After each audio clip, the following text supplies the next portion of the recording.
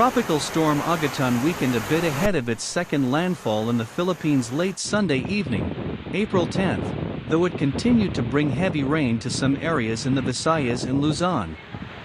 The Philippine Atmospheric, Geophysical, and Astronomical Services Administration said Agaton was over the coastal waters of Mayorga, Leyte, slowly moving west and set to make landfall in the eastern part of the province.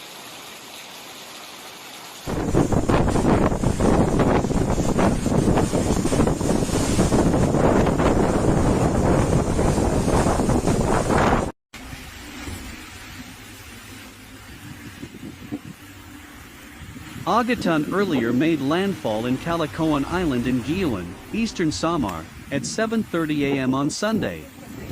The tropical storm's maximum sustained winds decreased from 75 km per hour to 65 km per hour late Sunday evening, while its gustiness went down from 105 km per hour to 90 km per hour.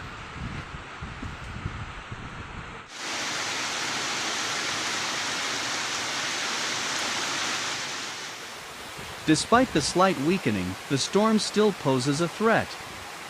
Several local authorities in Visayas have suspended classes on Monday due to heavy rains.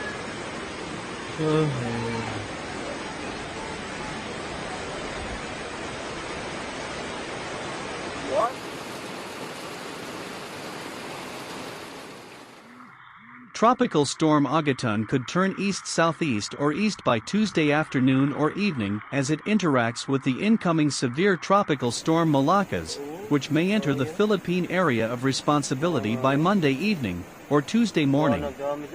Malakas would be given the local name Bayang.